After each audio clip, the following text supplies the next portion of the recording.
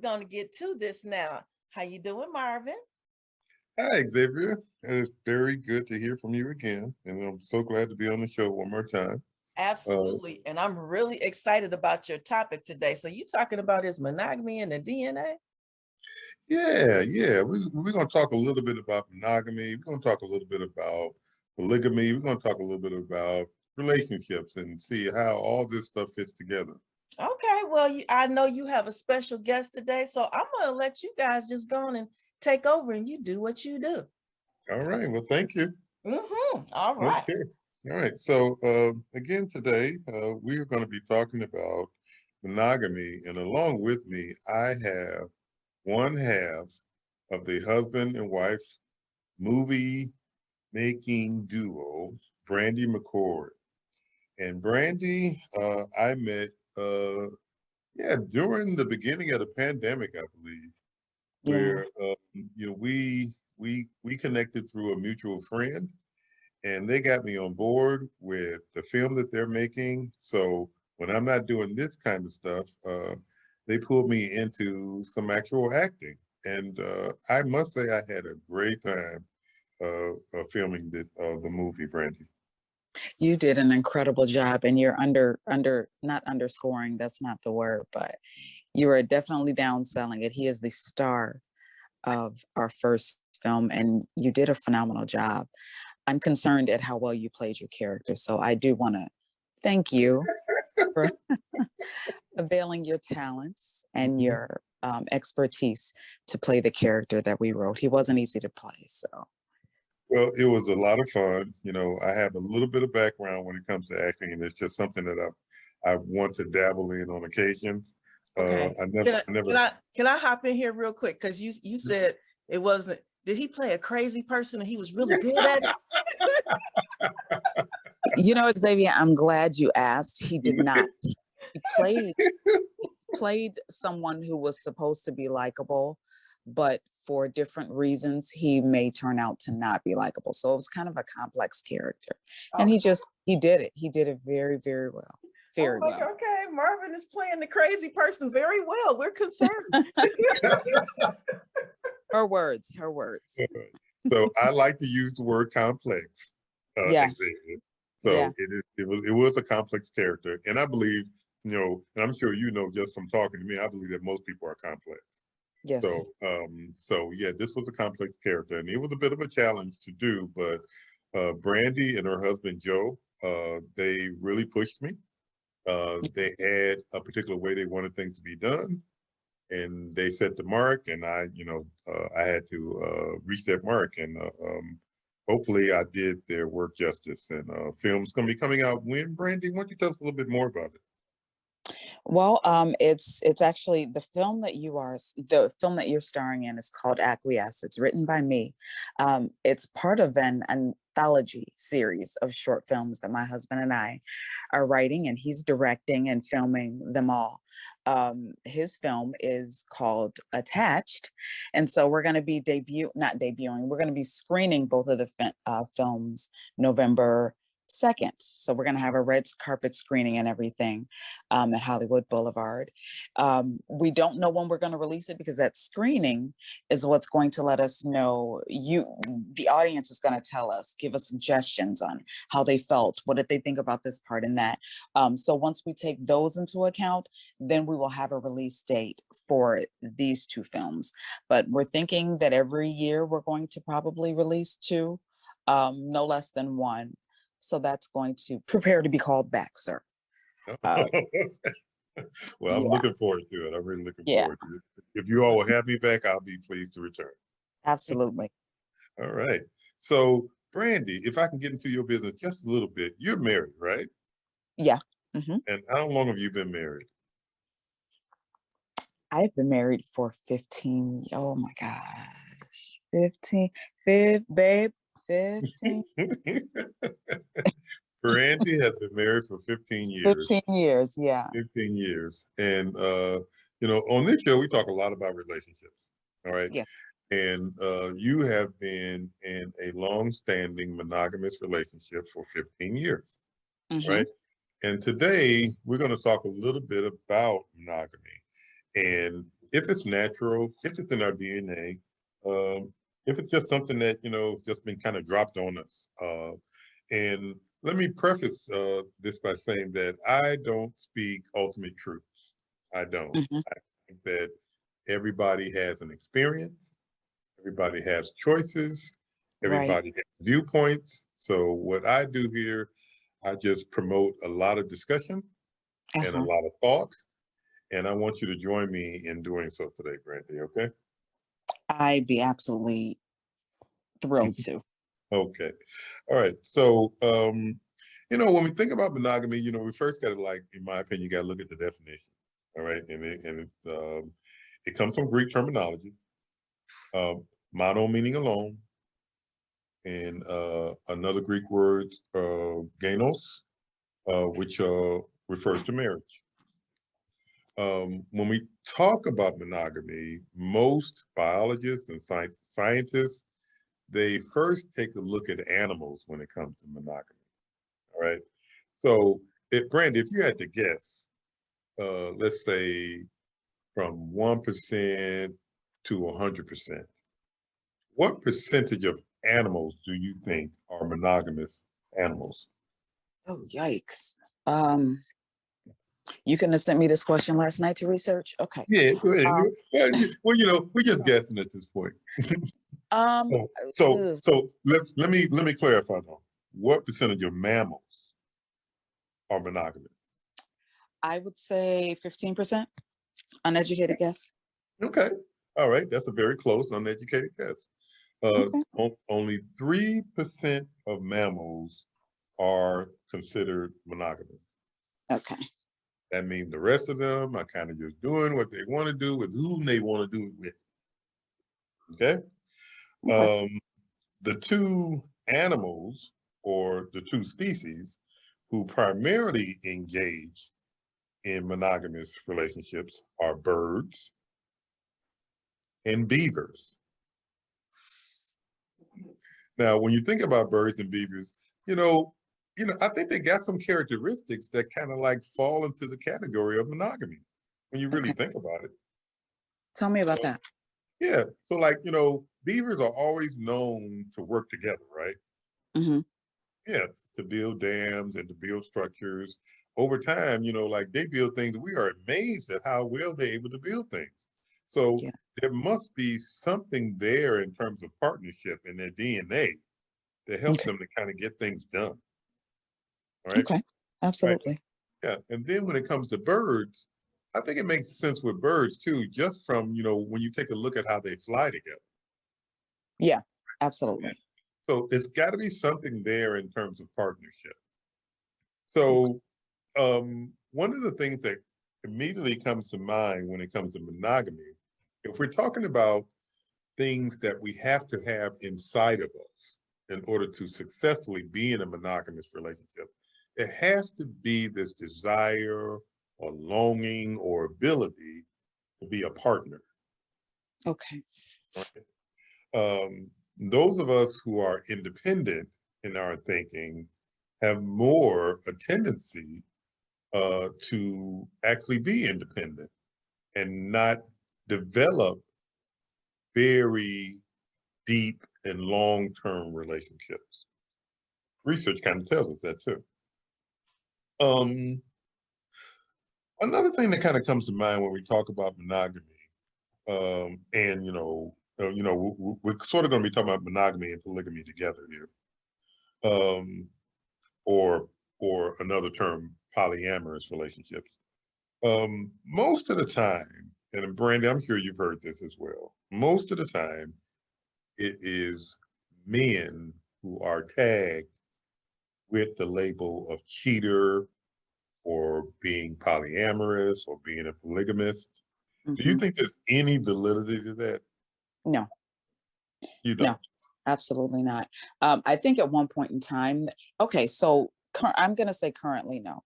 I think at one point in time, there might have been, but with today's current situation, I think that women are just as likely. We're in an age of, I am using air quotes, reclaiming our sexuality, Mhm. and living our best life. And I bring in I'm the breadwinner. I do it all. I'm whatever. So I'm also going to be as free as I like to be, sexually or as far as dating wise. So I think that we're pretty, if we're not pretty much on an equal playing field as far as that, I think we're edging that way. So I think is in terms of, who's cheating or who's poly or who's dating multiple people and maybe not being as honest about it or being very forthcoming about dating multiple people. I think we're pretty much on an equal playing field at this point. Yeah, yeah. Um, and I think you might be onto something, Brandy. You know, at least I agree with you. I think that for years, for decades now, men have been promoted as the gender that is the cheater and the one that has more of a tendency to step out of relationships. But I sort of see cheating and from, I think cheating has different definitions to it. It's not Yes. just, sex, which is the primary way that people kind of define cheating. But people, mm, you know, interfere with their commitments by more than just having sex with other people. It is like the sharing of intimate feelings. It's the time that you spend with other people.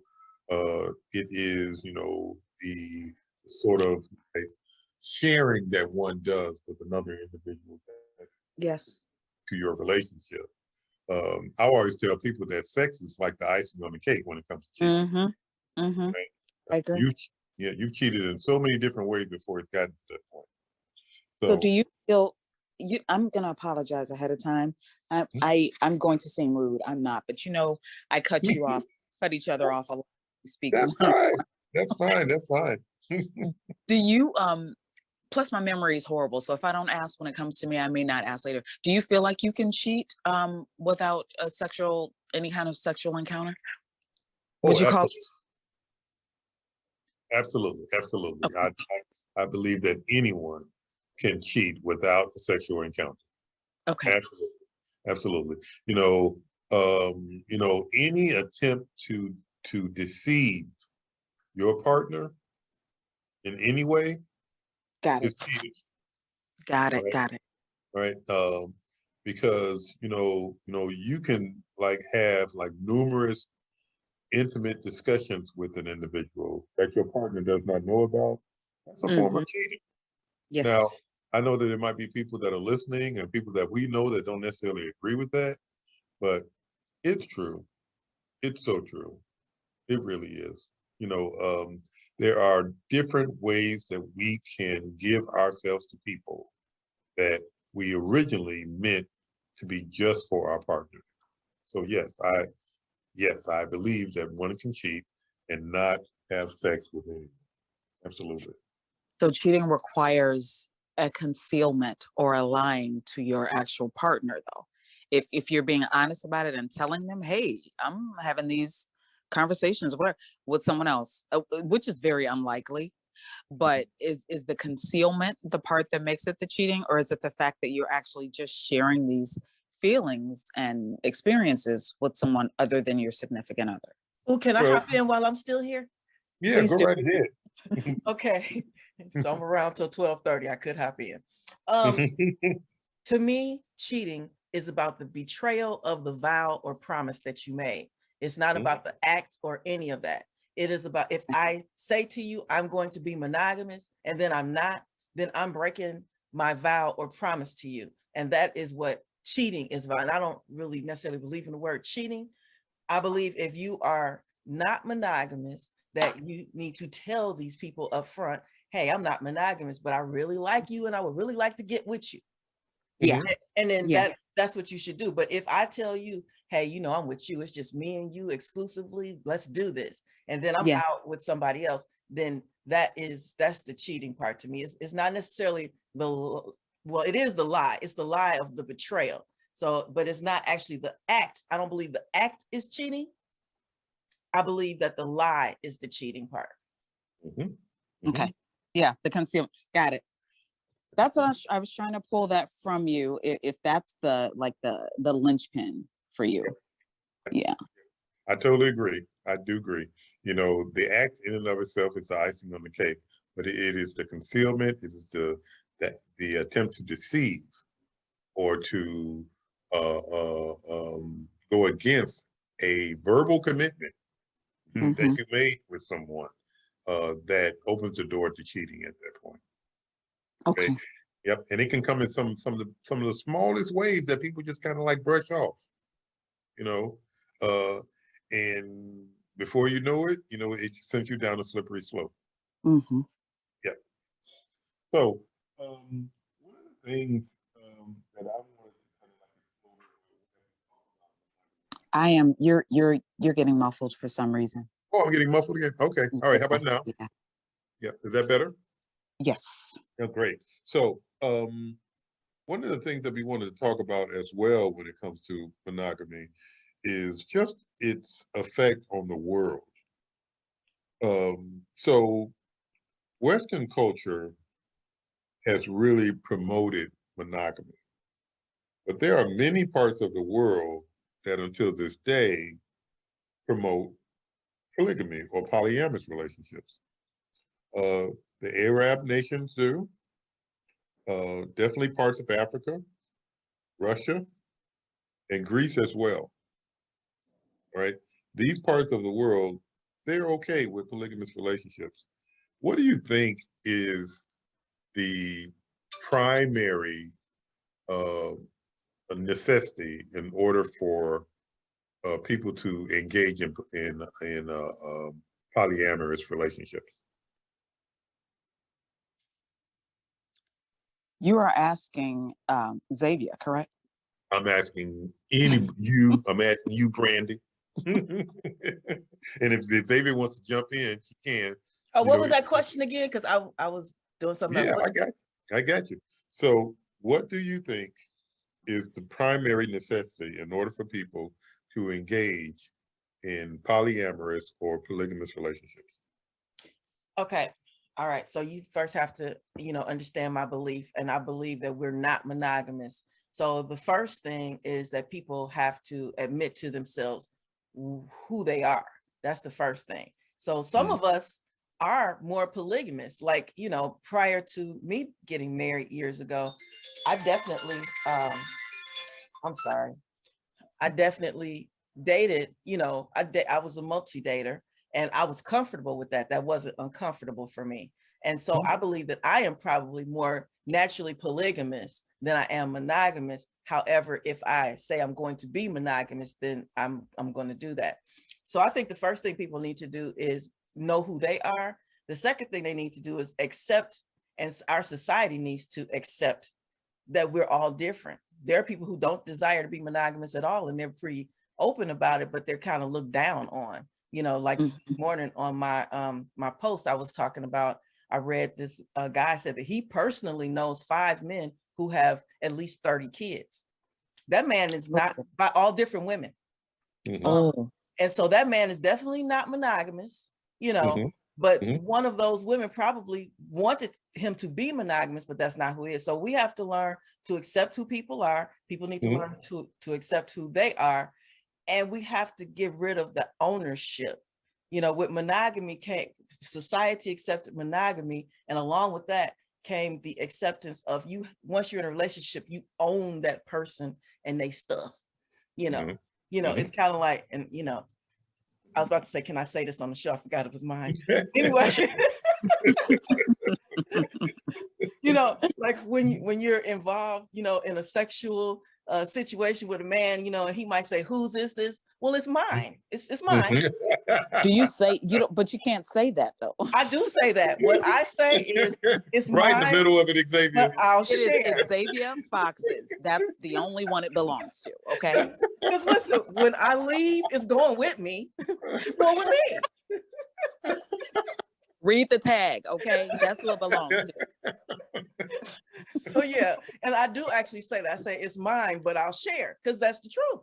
right in the middle of it, Xavier. Right. So Yes. that does nothing.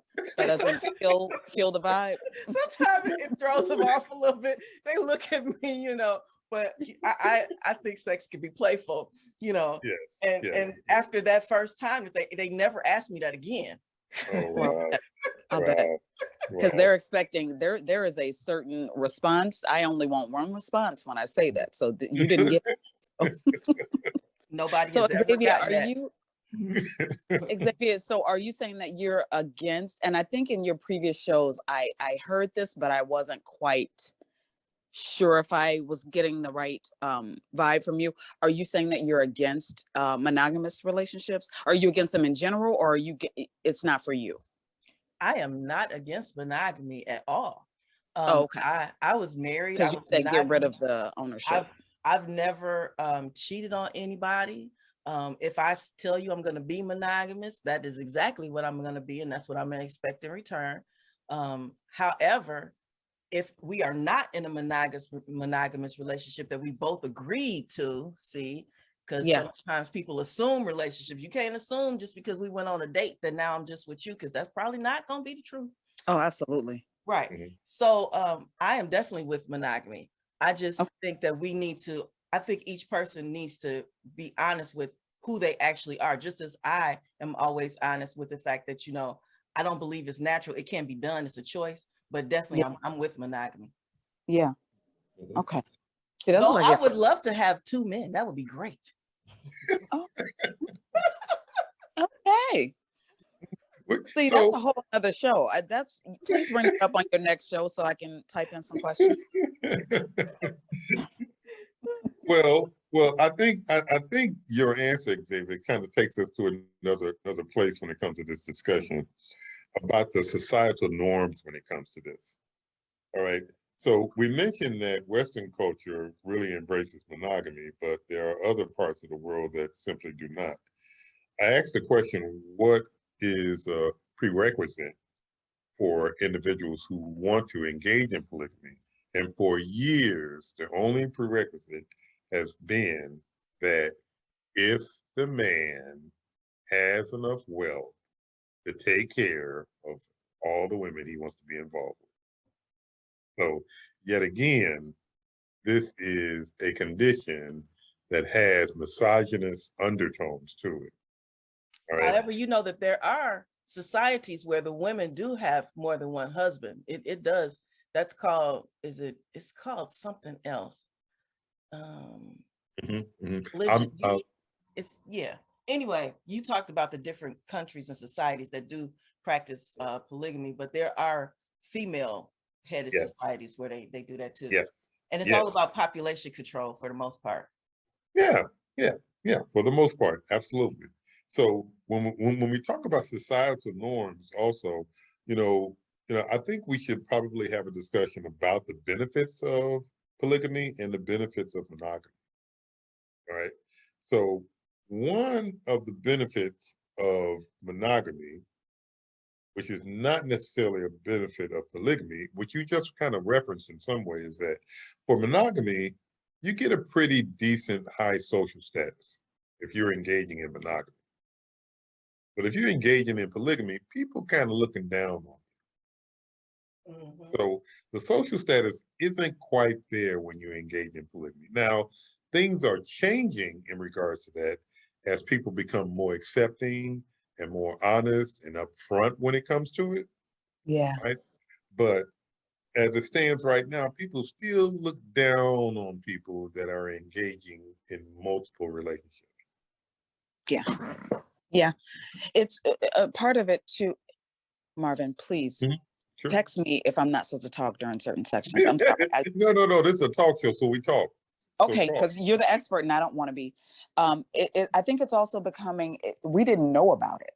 Mhm. It was not the show, and I'm going to use the examples, the TLC Mhm. example, Sister Wives. I didn't know that this existed besides in Bible times or other regions. I didn't know it was something that was Western, the idea of having multiple wives.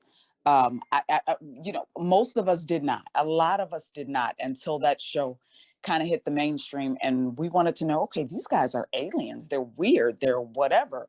I want to see what kind of aliens do this type of thing. And then to find out that basically they're normal. They have normal well, as normal as it can be under the circumstances. So it's becoming more mainstream. I don't know if that means it's becoming more accepted or not. They even during the show, they dealt with moving into a house and the neighbors not wanting them there. So they, Mhm. petitioned to get them out and that type of thing. So they had to move out in the wilderness or whatever. But it's also how much getting the knowledge out there that it is going on. I don't know if that brings it up in status. I don't know if it's ever going to do that, but Mhm. it makes it not as um, forbidden and weird, I guess. Yeah, yeah, makes sense. Makes sense what you're saying. Certainly does. So, like, it's not what you're saying is that it just wasn't as well known. It just wasn't as it just wasn't something that everybody was like familiar with. And there are institutions in Western civilization that really promote traditional values and monogamy. All right, and these institutions have really set forth their dominance when it comes to preaching their gospel when it comes to this. And I'm using this language not in a derogatory way, but just in a factual way. When you think about Christianity, Catholicism, when you think about, the institution of marriage, when you think about all of these institutions, they really have this underlying way of promoting monogamy. All right. And when people start talking about polygamy, it's just not accepted in the same way at all. No one really wants to actually say openly that they're engaging in things like this because according to society, it's just not as acceptable. But as we stated earlier, it is slowly becoming something that's more acceptable. And if for no other reason, people won't stop sleeping with other people. It's just happening. And we gotta talk about it for what it is instead of demonizing individuals because they're sleeping with other people.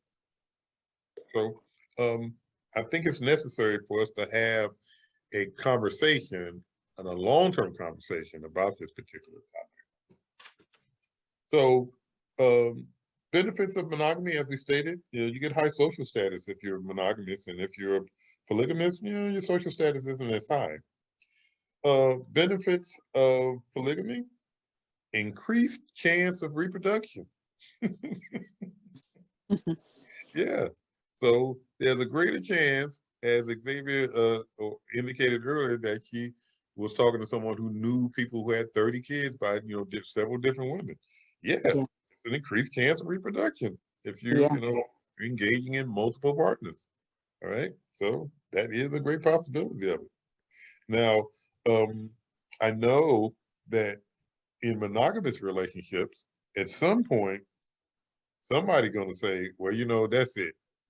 I don't want any more kids. Ain't nothing else coming out of this body. Hmm. It's going to be some kind of conversation that's going to take place between those two people where they're going to cut things off. Interesting enough, I know a couple of people, and women more specifically, who love having kids. I mean, they love Yeah. So do I. it. What was that? I said, so do I. Like they've made it a way of life, kind of. They're having them every year or so. Yeah, yeah. I know a woman right now, she has 12 kids. Oh That's what- my, and she wants more. oh my good. She does not. She wants more. She does. Yep. Some people love having kids, but for the most part, when it comes to monogamy, people put a cap on that. Yeah, absolutely. For good Yeah. reason. Hmm. We be tired. Yeah. So, so increased chance of reproduction as far as polygamy is concerned. Another thing that really hampers our society, I believe, that polygamists benefit from is post-retirement care. Mm, So, so if you are involved in polygamy, you have several partners which produce several children. When you get old and you decide you're going to retire or you become ill, you have several people that are going to take care of you because Yeah. your family is automatically expanded. So it has that benefit. Now, in monogamy, you have people that are supporting you, but it's not as large as a polygamous family. Okay. So so that's one of the benefits of being involved in polygamy. Now, if we go back to monogamy and we talk about one of the things that really differentiates itself from polygamy, monogamous relationships foster deep, and I mean deep, levels of intimacy. Yes. I mean deep levels. And why do you think they foster such deep levels of intimacy, Brandon? Because you're focused on each other. If all the everything's working correctly, you're just focusing and exuding energy on that one person, spending your time with that one person. No? Yeah, yeah, absolutely, absolutely. Yeah, I believe that monogamous relationships, at the core of them, the reason why you can go to depths that you have never been before is because of what we talked about earlier, the complexity of individuals. Yeah. And if you just focus on that one person, you can peel back so many layers if they allow you to. People have the opportunity to be as vulnerable as they allow themselves to be. And you can go to spaces and people, and they can go to spaces in you that you have never explored in your life. Oh, wow. Yes. Sounds So glorious. people can be married for 30, 40, 50 years. And I will tell you that, my interactions with people have discovered this, that it doesn't matter how long you're married, you don't know everything about that person. Yes. Yes. And still discovering. Still discovering. Still And discovering. that is the level and depth of intimacy that one can experience when they're in a monogamous relationship. Now, I question whether or not one can experience that in a polygamous relationship. Well, I would imagine Because you're always going to be discovering because you don't have time to really focus on discovering everything. So I would imagine you're discovering to the very end. No? yeah, yeah. I feel like when it comes to a polygamous relationship, it's like, there's just a limit to which you can go in terms of the depth, Yeah. because there's so many other individuals that you are involved with or can potentially be involved with that you have to give your energy and your time to. Yeah.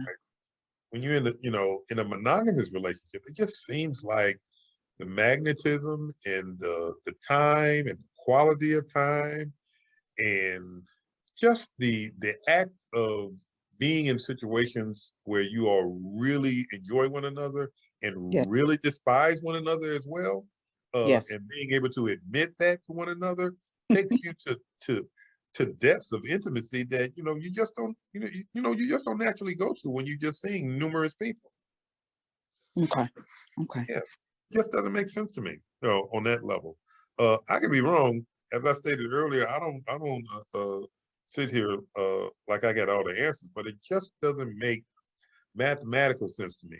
All right, to be able to go to the kind of depths that you can go to in a monogamous relationship that you can go to in one that is polygamous. I just don't see it. Especially if you add on kids with, Hmm. with the different spouses, you're really not going to have a lot of time. The time for discovery is going to be slowed down quite a bit, I would Hmm. imagine, you know? Yeah, yeah, yeah.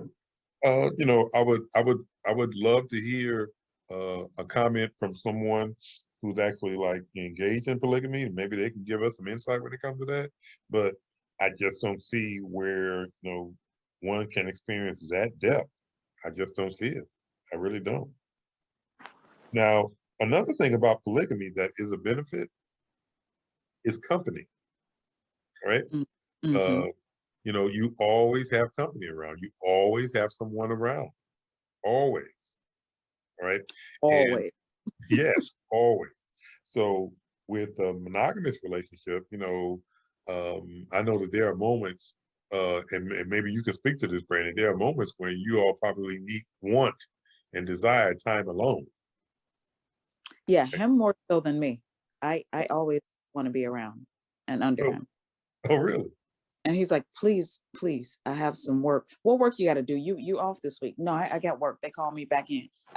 Please just give me some space. Please just go play with Snoopy, something. No, it's not like that. But I think I do tend to have more needs as far as being in his space than me. We vacillate. Sometimes I really want to be up under him all the time and have an attitude when I can't. And then and he's like, yeah, I'm not feeling it today. And then there's where it's exactly flipped, where he wants to be kind of in my space all the time. And I'm like, Mhm. what you got to do over there? What, you got some work to do? So I think it's a Yeah, lot.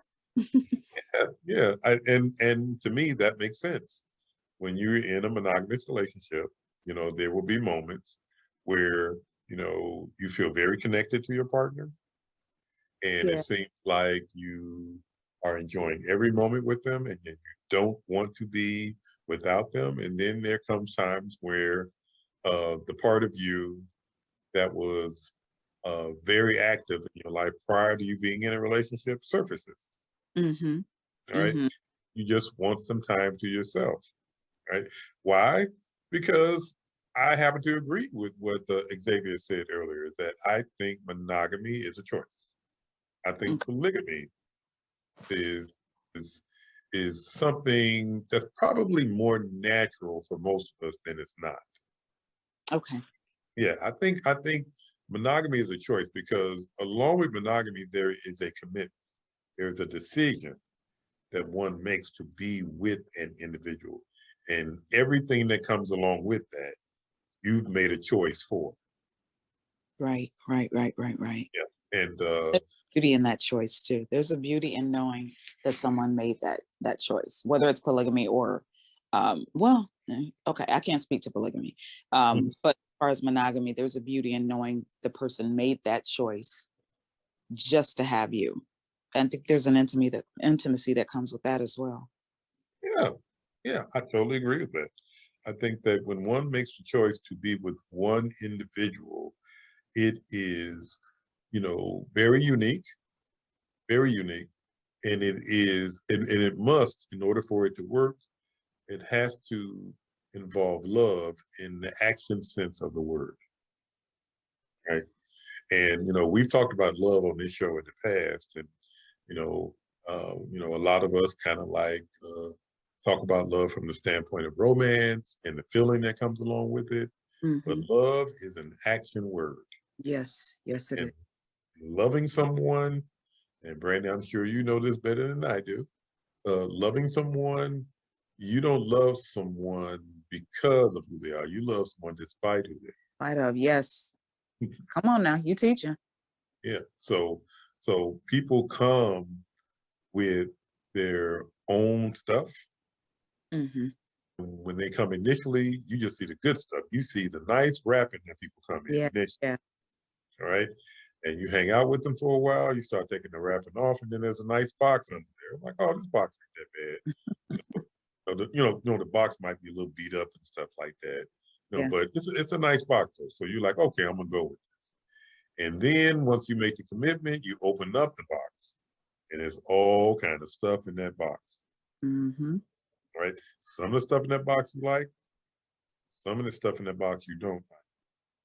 And some of the stuff in the box you want to get rid of. Yes.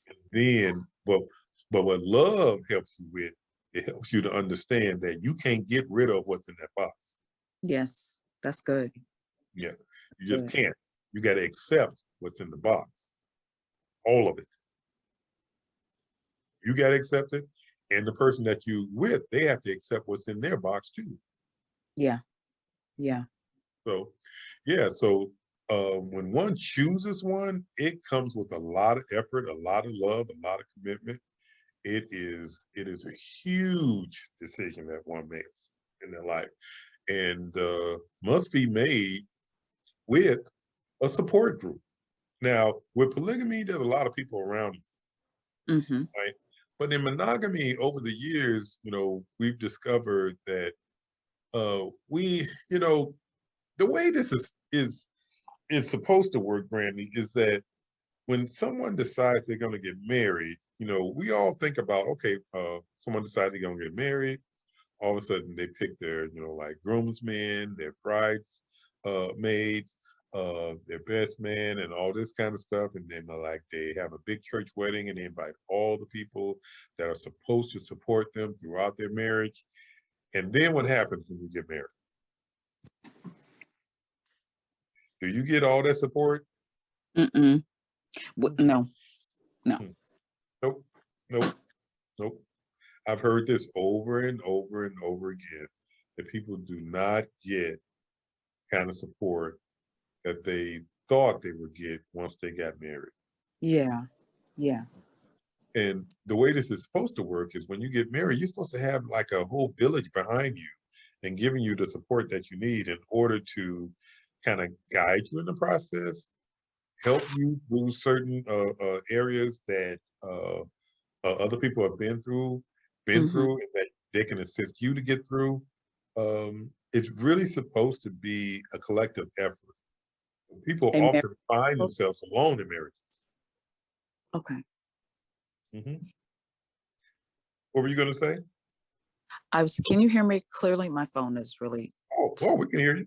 Okay. So regarding that support, do you feel like that can be a having a lot of support or a lot of input? Because a lot of support means a lot of input in your relationship, whether it's polygamy, but especially monogamy. There's a lot of support means if I'm giving you support, I'm also giving you input and I have a stake in your marriage. Do you feel like that could possibly be a negative as well? Yeah, it's very possible. You're right about that. I think that, like most things in life, we take in everything and then we spit out what's not good for us. Mm-hmm. So, there are people who are married who offer marital advice, but they're sleeping in separate beds Mm-hmm. Right. and haven't had sex for years. Right. Okay, so I'm going to be a little hesitant about really like digesting what you have to say about marriage. Yeah. Right?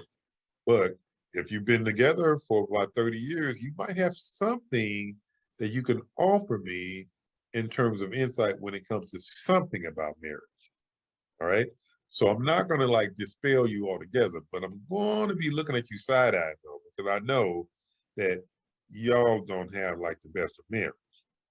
But yeah, when you open, when you invite a village into your marriage, the way it's supposed to be is that they provide insight, they provide support.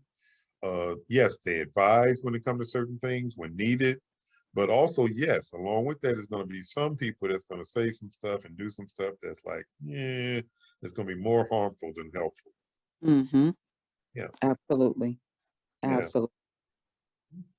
So, as we continue to talk about the benefits of monogamy and the benefits of polygamy, pros and cons of it, one of the things that we have referred to here in innuendos, and we're just going to come on out and say it right now, is that with the benefits of polygamy is that you can have a lot of sex, Mm-hmm. a lot of Mm-hmm. it, obviously because you have multiple partners. Right. Okay, Right. but with monogamy, I dare to say that you will have improved sex, and not just improved sex. You can have the best kinky and dirty sex too. I disagree. You disagree. I Okay. disagree. I disagree. All right. So, I so have, I'm, I'm sorry. I'm going to listen to your point of view, and then I'm going to tell you what my thoughts are. Okay. No, actually, I'm sorry. I'm gonna mute because Snoopy has decided right now he wants to be loud. Okay. So let you continue and then I'll rudely interrupt. Okay, you're gonna chime in? Okay. Yeah. All right. So as we stated, when it comes to polygamy, I think that people can have a lot of sex. All right, and you can have multiple partners, and you can have as much sex as you want because there are so many people that are involved in the process. But with monogamy, I believe as you remain in the relationship becomes trusting, and the depth of trust will take your sex life to places it has not been before. All right. So when it comes to like what I referenced earlier, like kinky and dirty sex, or sex, that is S&M, those sort of like uh, acts in the bed, they require trust. They require a level of trust that you just can't have with multiple partners. All right. So I believe that the longer that you're with someone, your sex life improves. And not only improves, but you're able to be risky when it comes to what you want to do when it comes to sex. All right. Because that relationship has grown, it has become stronger, it has become more trusting. And the only reason why it may not be occurring in a long-term relationship is because people have not given themselves to their partner in a very vulnerable and trusting way. All right. One of the things that I've noticed when interacting with men and women in couples therapy is that it is fascinating to me when we talk about, erogenous zones on the body, that women are able to identify places on their body that are really sensitive and will bring them to points of orgasm if they continue to be manipulated. But men are limited when it comes to that. Okay. All right. Okay. And not only are they limited, several men refer to orgasms as ejaculation when there's two different things. Men don't readily recognize orgasms. What? Yes, yes, they just call it ejaculate when it's two different things. You can ejaculate and don't even have an orgasm, right? Okay. Right. And part of the reason why men, in my opinion, based on my interaction with some men, part of the reason why they have not experienced orgasms is because they have not allowed themselves to be vulnerable with their partners. Wow. Wow. Yep. So for them, it's not that they're making love or intimate, they're having sex. And sex will always inevitably lead you to ejaculate. Okay. But if you're really being intimate and vulnerable with somebody and allowing them to touch you in spaces that you've never been touched before, and you're opening up in ways that you've never been opened up before, Mm-hmm. you can have orgasms. And I'm gonna add this caveat too, because we've always thought this is just unique to women. We've always thought that it is just unique to women to have multiple orgasms. Men can have them too. Yes. Yes. I'm just learning that. Oh, good. I'm Good. just learning that. Good. Absolutely. Absolutely. So the depth of intimacy that one can experience, I think monogamous relationships really have, the monopoly on that. I'm not too sure you can get all that from a polygamous relationship. What's your thoughts? I think it will be interesting for you to do a study on. No, I am dead serious. I would pay to see the results or the documentary or whatever of you doing a study of um, monogamous relationships versus polyamorous relationships and the individuals involved. I feel like here's the thing, I feel like, I've known you for a little bit, Yeah. and you can be you are very cerebral, Mhm. extremely cerebral. We've had heated discussions on why are you so cerebral? Can you just feel what I'm talking about as opposed to thinking it? You know what I mean? Uh-huh. But it's a benefit, obviously, and that's why you're so successful in your career is because you can do that. I feel like you are a lot of these points you may be looking at as a psychotherapist, as Mhm. Mhm. you know what I mean? Yeah. Because that you have the superhuman ability to actually conduct yourself in that manner. You don't just say, because I say, Marvin, what would you do if this happened? What would you do? I like to mess with you. What Mhm. would you do if this happened? What would you do? What's the protocol for one like you in this situation? And you give me the answer. And I say, Marvin, but that's you're telling me what you think you would do. And you're like, no, no, no. This is what I would do. I know because I've done it. I've been in this situation. So I really think you have a superhuman ability to think your way out of a lot of situations. You let your mind supersede what an irrational thought or emotion might cause you to do. Mhm. So with that filter, I feel like you're looking at these relationships through that filter. Mhm. And I think that you may find, if you did a study, and Mhm. who knows, I don't know. But I feel like you may be surprised if you did a study on these people, Mhm. um, to find that things might not be so black and white Mhm. uh, with the situations. I don't think the polys can't have the same level of intimacy as monos. Now, I'm sorry, I'm shortening it.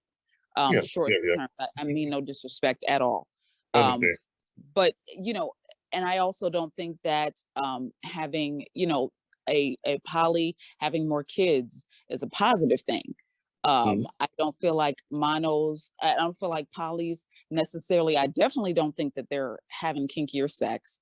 You can marry someone who's kinky and have sex that nobody would ever imagine. Do you know what I mean? So I feel like because your brain works, you are very logical, you're very cerebral. I think that um that's a filter that you're seeing things from. And I think that if you actually got a chance to study them, do a study, like conduct it in your own way, that Mhm. you would be surprised at some Mhm. of the how things really, really are between these people. I don't know. I just like to play devil's advocate. I do not know. And Yeah. I'm Yeah. for Yeah. either. You know. You, Again, as we started this discussion, we are having a conversation here, and yeah. I certainly, don't see myself as the voice of reason for all. I sound like that, but I don't see myself that way at all. When I talk about this subject today, I'm talking about the potential of Ah, it. Okay? got Yeah. it. So if you are in a monogamous relationship and you abide by the commitment that is involved in a monogamous relationship, your sex life can take on a life that is just transcendent. Yes. Oh, that's a good word. That's Okay. a good. Yeah. Yeah. So that I believe in. All right. I just find it hard to believe that because here's the thing: there's a whole lot of commitment, whole lot of energy, whole lot of time, whole lot of vulnerability, whole lot of intimacy that's involved in it.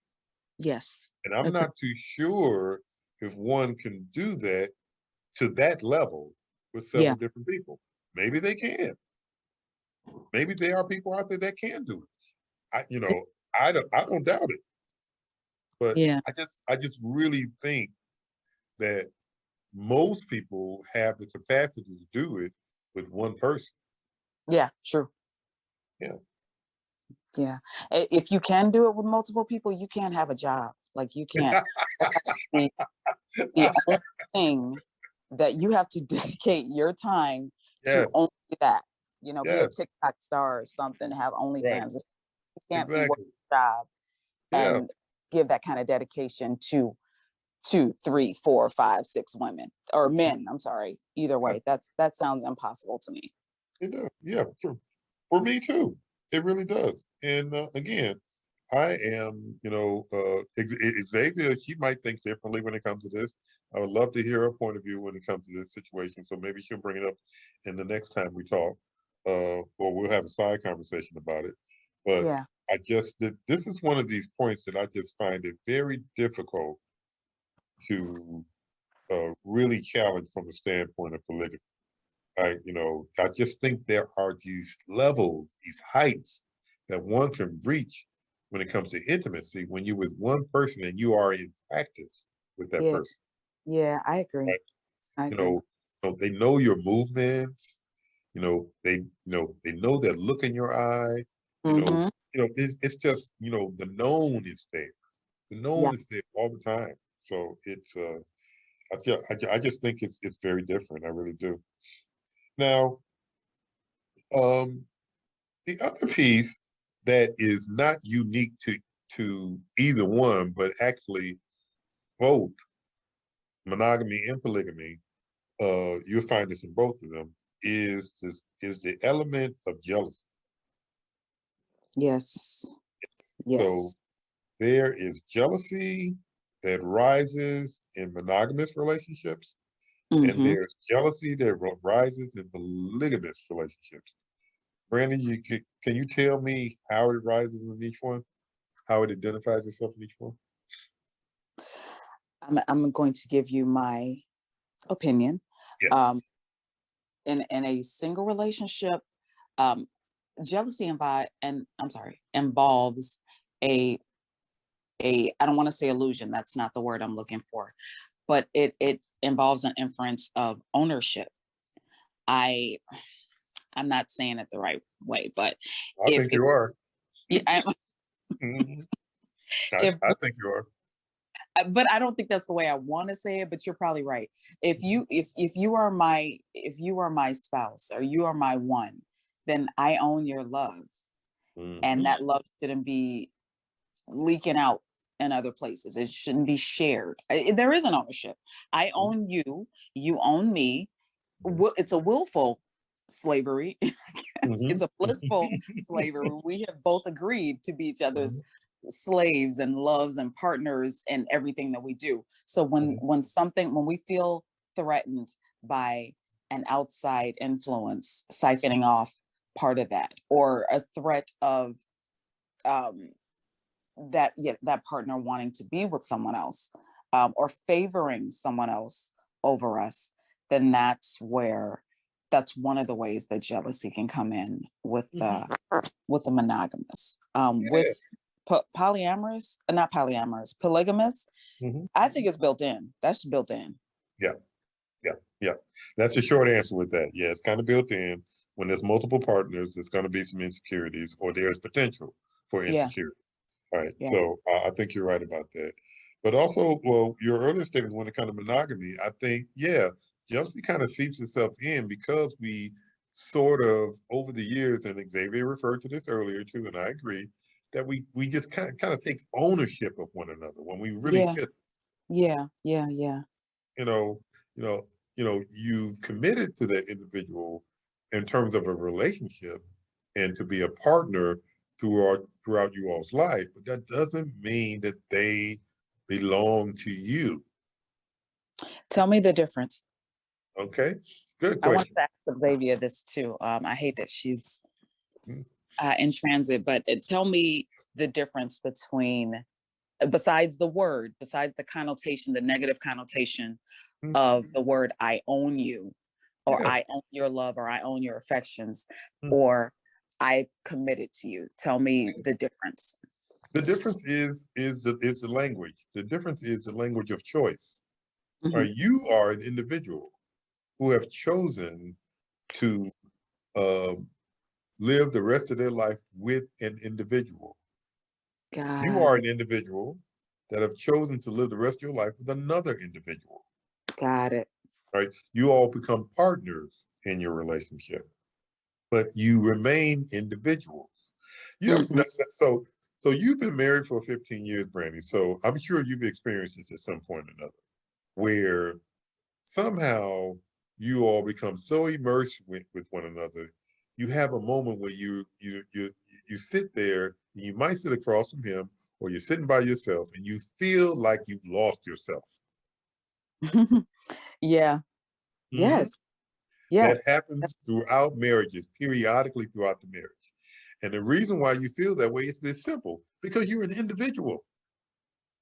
Do you, but You are your own person. those happen in more good ways than bad. Yeah. What do you I mean? well, for instance, sometimes there have been an occasion that's natural. And I hope my husband, I'm glad I'm not in the same room with him and he can't eye me down, but um because he will do it like, huh? What you saying?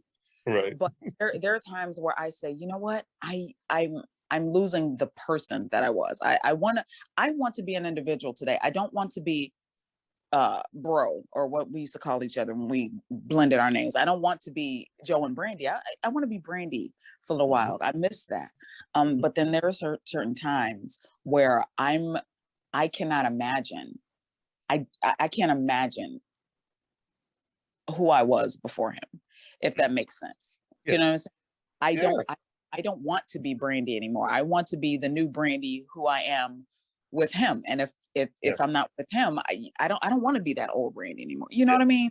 Yeah. So I don't want to sound lame, but more often than not, I love the fact that I have lost myself in him and that we've blended to the point where I'm a better person. I like this person better, if that makes sense. Yes. Yes. It totally makes sense. And it sounds like you are married. Yeah. Okay. All right. So that is the experience of most married people. Right. So to the point that we're trying to make when it comes to ownership is that, you are an individual, he's an individual, you all make a decision to be together, two individuals, all right? You don't own one another, Yeah. all right? Got And it. Yeah. that sort of mentality only leads to more detriment in your life, all right? We have to give people the freedom to be who they are and to make choices. At some point, I know you have children. I Uh-huh. have a child, and at some point, when they were younger, I was really guiding my daughter around quite a bit, telling her to do this, telling her to do that, and she was doing it too. Yeah. And then there came a time when I started telling her to do stuff, and she was like, either she tell me no or she just didn't do What age was that? it. I'm It started happening really young. It started happening like around 5 or 6 with her. Oh, But okay. yeah, it started happening around that age with her. But it didn't really get consistent until her teen years. Okay, got it. Right? So around her teen years, it was like it became less of an opportunity for me to say to her, do this, and she would absolutely do it. No. Yeah, yeah. It became more about guiding at that point and Yeah. allowing her to make her own decisions, right, when it came to situations. So, she became her own individual over time. Over That, time, she became an individual, a person that made her own decisions. All right. And that's who you are. That's who your husband is. That's who your children are. That's who I am. And that's who everybody is. And yeah, nobody owns us. yeah, yeah, yeah. Got it. Yep. Got it. Nobody owns us. Goes We back make to choices. saying that wait, did she say that on air? What was that? I said it went back to what Xavier said, I think before we went on air. Okay. How she gives the wrong response. She gives a response that's not expected. We're not gonna say it on the Okay. air, of course. Exactly. But it goes all the way back to that. Like, no, don't get beside yourself now, Right. Exactly. I almost said it. Yeah, I know what you're thinking about, and I still think that would be quite funny if that occurred. But Yeah, anyway. I'm gonna try it. I'm gonna try it. Oh, you gonna try that? I'm like, Marvin, you gotta do you got any referrals on hotels in the area that are cheap? Right. Yeah. So we got these differences, but there are some things about the monogamy and polygamy that are alike, though. And one of them is just what we talked about. This is element of jealousy and insecurity that's always going to creep up at some point, if for no other reason, simply because we're human. Yeah. So Yeah. there's an ownership piece, and then sometimes we just simply human. Yeah. Sometimes, like you said earlier, sometimes you really want the attention and you really want to be, you know, uh, in the same space with your husband, and Yeah. sometimes he doesn't necessarily want that. That Yeah. might make you feel a little insecure, or vice versa. So it just kind of comes with the territory when it comes to relationships. Any form of relationship, I think, is going to like bring out that sort of like jealous or insecure piece. More so for some than others. Yes. All right. Me, I've always gotten into trouble over the years because I don't exhibit a shred of jealousy. I believe it. Why do I do that so easily? Yeah, I just get in trouble over the years because you know, they Because just I'm just I'm just not that kind of person. they want to see it from you too, and They you want don't to give. see it. They want to see it. And I remember when I was much younger, I would go out on dates with people. I'd go out to like clubs and stuff, and some of the people that I was with, they would dance with other people, and Hmm. the dance would get kind of sexual, and I would be like, okay, it's no big deal to me. Right. It was, I just was not the jealous type. And then they Yeah. would come back and ask me if I saw it, and I'm like, yeah, I saw it. I thought it was hot. They I did just not ask you if you saw it. Was you watching that over there? You serious? That is it's so lame. yeah, it's just everybody's different when it comes to stuff like that. But Yeah. I think everybody demonstrates some edge or some bit of insecurity or jealousy in a relationship, because relationships just kind of like bring out that kind of stuff. I've said this before many times too. Relationships are like looking in the mirror. Okay? If you're in a relationship, you're gonna see all the stuff if you look long enough, right? You're gonna Ooh. see all of it, right? And you need to take breaks from Ooh. from looking at one another. So because it can be very, very intense sometimes. That's So mhm. please expound on that. Please stay there for stay there I'm for just that mirror. Look. I'm just saying that, like, when you're in a relationship, and when you're in a monogamous relationship, Hmm. you're really forced to take a look at yourself, because Okay. the individual that you're with, they're going to really challenge who you are. When Yes. we talked about that box earlier, where you like, take the wrapping paper off and the box looks nice, and then you open up the box and all kind of stuff is in it. They're going to Hmm. ask you about all that stuff that's in that box. Mm-mm. They're going to That, challenge all that stuff. that's good stuff. You had packed away for years and you weren't even looking at. Nope, yep. We have so much stuff that have built up in us based upon past experiences that we have totally forgot about, and then we get to a relationship. Then all of a sudden it surfaces again. Wee. Yep. Now you're talking about trauma. Yeah. In some cases trauma. Yeah. Yeah. In some cases trauma, but in some cases just good old fashioned experiences that we've had that Yeah. really have kind of like molded the kind of personalities that we have. Right. Yeah. And then you get into a relationship with someone, and then they challenge that aspect of your personality. And you think that, you know, it's just who I am. It ain't no big deal, but you're in a relationship now. So you got to take a look at all that stuff. Yeah. That's good. Yep. Yep. So You do a whole show on just that. on what part? Looking in the mirror? On how relationships um may for going into a relationship, the unpacking, the Yes. unauthorized unpacking. When I want to go and unpack your boxes and you don't want to unpack those boxes, Oh, do I that's a have good to force you, or should you oblige me as in a committed relationship? Should you oblige me to unpack those boxes? Is it my right to go in as your wife or husband, or should you back up? thing. Mm, mm. So me being this therapist that I am, that Mm-hmm. you referred to earlier, Mm-hmm. this is this is yet another area where I struggle with Mm, because, you know, I'm accused of trying to fix or to do therapy. All right. So that's the area that I have to be careful of because, what I do just kind of comes naturally.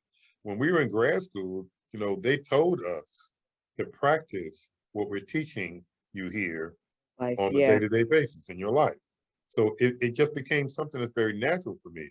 But when you're in a relationship, nobody wants to be therapized. Nobody wants to be fixed. Nobody wants their stuff unpacked.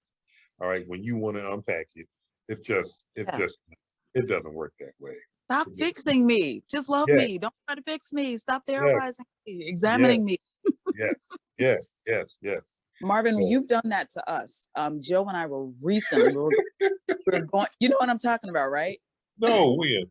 We were going, Joe and I were just going through footage, your Mhm. footage. We've finally been able to go through the first film. And we remembered instantaneously at the same time. We're like, do you remember that time when Marvin kind of stopped the proceedings and had a little mini impromptu therapy session with us? Joe and I were not getting along that day on set, and we are trying to kind of conceal it. We are trying to conceal it, but we were like button heads on the script, and that turned into us just having an attitude. But we were trying not to show it to Mhm. you, to our actress Ardina White, who's another amazing individual. He's Um, amazing. yeah, she is. But so we were kind of getting a little snippy, and you just stopped. Didn't nobody ask you? But I'm so glad you.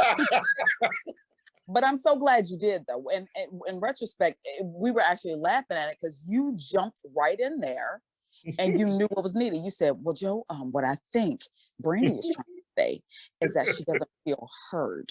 You are not hearing, you're listening, but you are not hearing her. And I was like, yeah, that's right. What I'm doing. And we were good for the rest of the day. We were Uh, good for the rest of the day. I said he cannot turn that off. That is yeah. just, he kicked in the gear and just therapized us, and we were good for the rest of the day. And I honor that. I honor that, but Mhm. I can only imagine what that's like when you're in a relationship. Yeah, yeah. There are moments when it's welcomed. All right. There are moments when it occurs, and just like your experience, it's like, oh, I appreciate that. And then you have a really good day after that. And then there's moments where it's like it is totally rejected. What are you Yeah, doing? I don't know why you're trying to do this to me. It just gets really difficult. It gets yeah, really Matt. tough. So I know I do have to constantly be aware of that. And the truth is my partner helps me to, keep myself aware of it too. So Yeah, and it's like you said, I'm not even aware of it sometimes. And again, I blame my professors who told me to practice this in my day-to-day life when I was in grad school. I blame them. All right. And because I've been doing it. It's just what I do. But when we talk about relationships and when we talk about monogamy, this is one of the things that comes along with it. You're going to have moments, right, mm-hmm. where your stuff is going to be right out there. Yeah, And you got to figure out if this is the moment to deal with the stuff or not, right? And if it's not the moment, there will come a time when you can.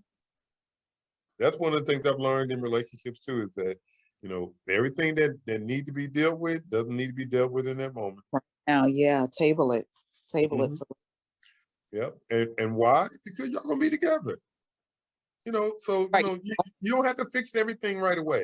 It's Yeah, not that's like, it's not like you got to fix it and all of a sudden y'all, you all move on at that point and never see one another again. You're gonna be together, so you're gonna have a moment to fix that's good. it. That's good. Yeah. Mhm. So we today have talked about monogamy.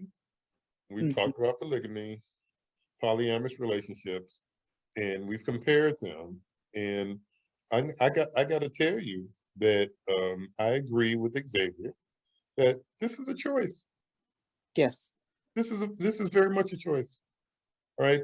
And that for one to say that we are naturally monogamous, all I need to do is to hire a private investigator all right, and follow anybody around, all right, and you will find that there are moments that people have where they are violating their vows in some way or another Yeah. Even if because it's yeah, yeah, because it's very natural. yeah. It's very natural, right? But we have to make a choice every day Yes. to Yes. recommit I think ourselves to our relationship. I think the fact that it's not natural makes it all the more beautiful Mm, and important and honorable that mm, you're going against, because I agree with you guys. Now I bristle when you and Xavier said, bristle when anyone says it's not natural to be stuck with one person. It's not natural. But you're absolutely right. It's not natural. It goes against the nature, the animalistic mhm, based nature that we've that you know that we're created from. mhm, However, when you make a decision that because this is going to be hard for me, this is going to be work for me, but you are worth that work. You're worth that commitment. You're worth me being only monogamous and going against my nature. I choose you. I think mhm, that makes it even more of a beautiful moment. I'm not speaking against anybody's polyamorous. I mean, I got to stop confusing. Poly, polygamous relationship. I don't speak on anybody's relationship because I don't want anybody speaking on mine. But I think it's not natural, but it's beautiful. I think it's brave, it's honorable. mhm, Not speaking on polygamy not being honorable. I'm not speaking on that at all. I'm just saying that when I hear about it, it's just more of a making a choice um, for the sake of your love and wanting mhm, to be. I think is a very beautiful thing. mhm, mhm, mhm. Yeah, I'll tell you a more personal story. Years ago, I dated a woman, and we had a really good relationship. But at the time I dated her, I was just coming out of a relationship with someone else. Hmm. So our relationship was a really good one, but my last relationship just wasn't quite finished yet. Ooh, So I was young and I yeah. made a decision to go back to the other person. Ooh. And that didn't work out. And then I came back on hands and knees to the other How person. dare you? Right. Yes, I know.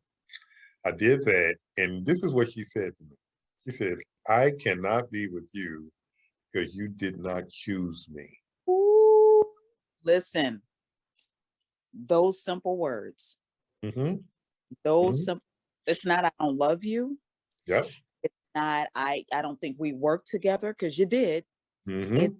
you did not choose me. There's so much power in Hmm. choosing Yes. Yes. feeling Yes. those Hmm. Hmm.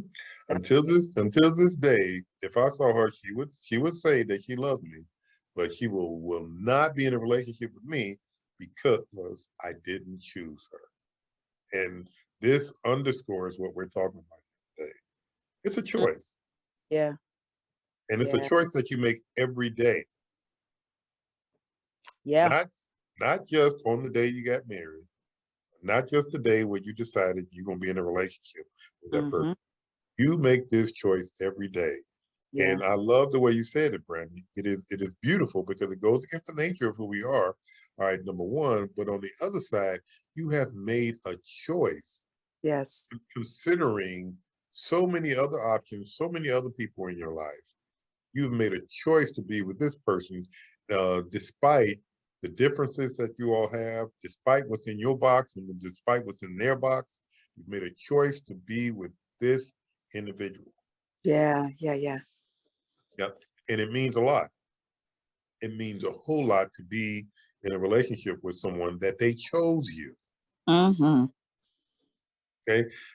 Rather than, oh, I'm just gonna marry you because, like you're pregnant, or I'm just gonna marry you because, I'm tired of being out here by myself. Or, people get married for many different reasons. But if you choose to be with somebody, Yeah. that Different level of intimacy. yes, Yes. Yes. and greatness, and Mm-hmm. Mm-hmm. Mm-hmm. I can I Absolutely. can I get in your business though? Because let me get uh, a little bit. You can get in my business a little bit. a little bit. Yeah. So the one that got away, is she the one? So is she the one that got away for you, or is that chapter closed? Because it wasn't closed. You didn't close the chapter with the first one. Is the chapter with this one closed, or is that going to be a thorn in your side for future relationships? Oh no. Oh no. That chapter has been closed. Both of those chapters have been closed. Mm, And how I kind of like, summarize that situation. It has less to do with them and more to do with me and where o- I was at that period of time in my life. okay. Yeah. Okay. I had some growing up to do. Yeah. I had some self-reflecting to do. I had some work to do on myself. Yeah. Um, and that was one of the best things that she could have said to me was no, because it gave me opportunity to be alone, Yeah. work Self. on my own stuff. Yeah. So Wow. yeah, yeah. So no, no, no. There's no like wondering if this could ever happen or get back together and things like that. There's none of that going. Okay. Yeah, I just had to kind of like work with myself. Yeah. Yeah. So I was not the healthiest of persons back Okay. then. Hmm. Yep. Well, Yeah. So sounds like a great lesson or a great time.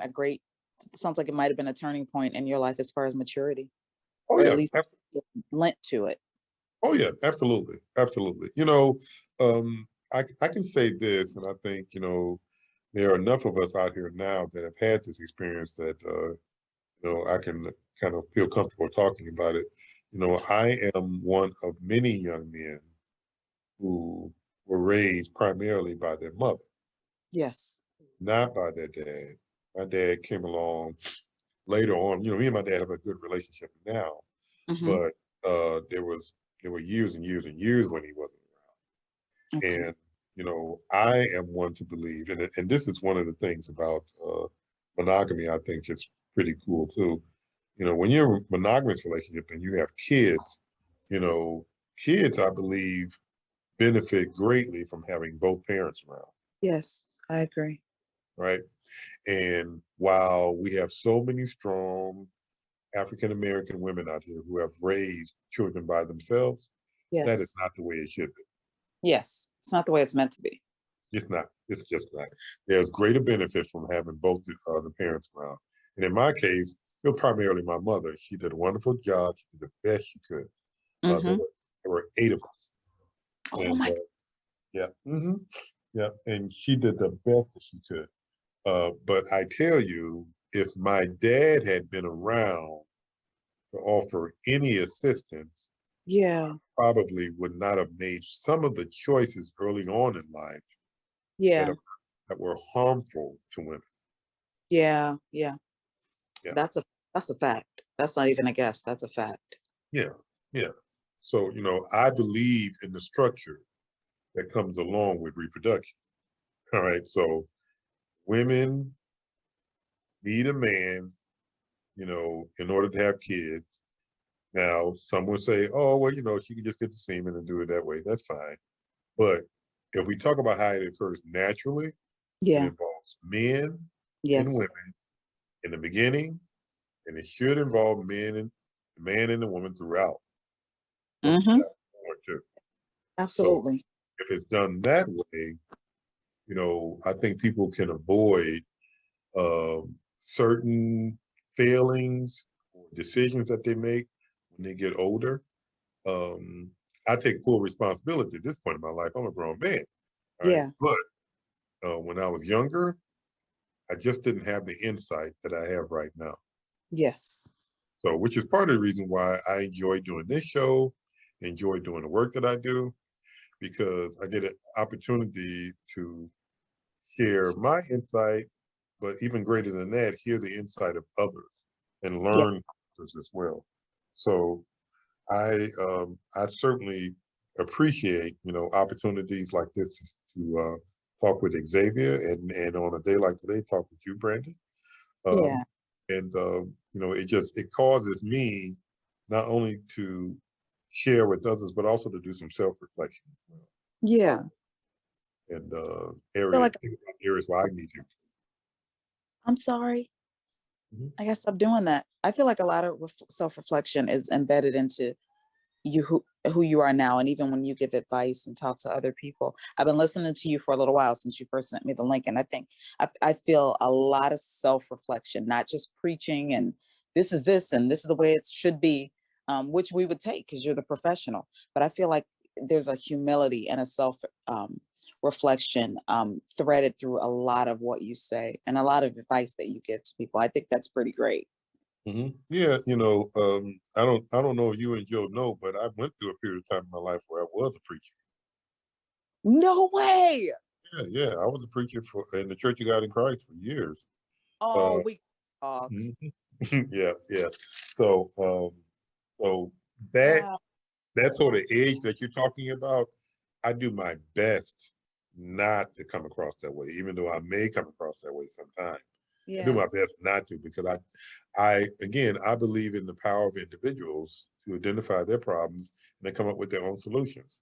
What I Yes. just, in my opinion, I just throw stuff out there to help people think. Uh, and when we started the discussion, I like to preface it by saying that I don't have all the solutions. Yeah. I don't speak absolute truths. I just simply don't. But I do like to say things based upon a little bit of research, Yeah. a little bit of experience, and a whole lot of conversations that I've had with other people throughout the years in my therapy office. Uh, Yes. and I think when you mix all that together, you know, I'm able to put something out there that people can, you know, ultimately appreciate, I believe.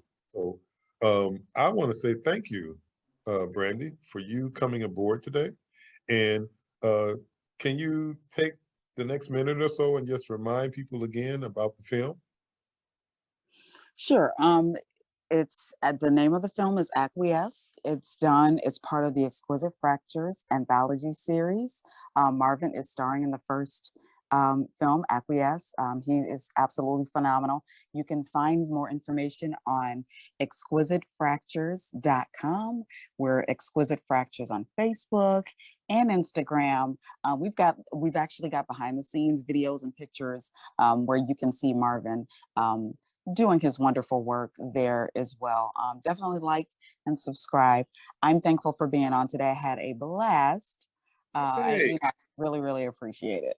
yay. So glad to have you on board with us today. I know it's sort of last minute to ask you, but I know that this is one of these topics that you love to talk about as well. So Oh, I'm glad you were able to fit us into your busy schedule.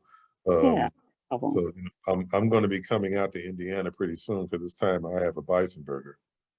Oh, yeah. Come on now. Just if nothing but for that. Yes. It's definitely time I make a trip out there. All right. Yeah, we miss you. Yeah, I missed you guys too. So I want to say thanks again for joining us today. This is the segment of love, sex, and all the ships that they kind of like sail in on. And today we talked about monogamy and polygamy. And our next session is going to be in March. And we're looking at March. The third Thursday in March will be the 24th of March. Okay. So I look forward to meeting everybody and talking to everybody at that time. All right. Take care. Bye. Bye.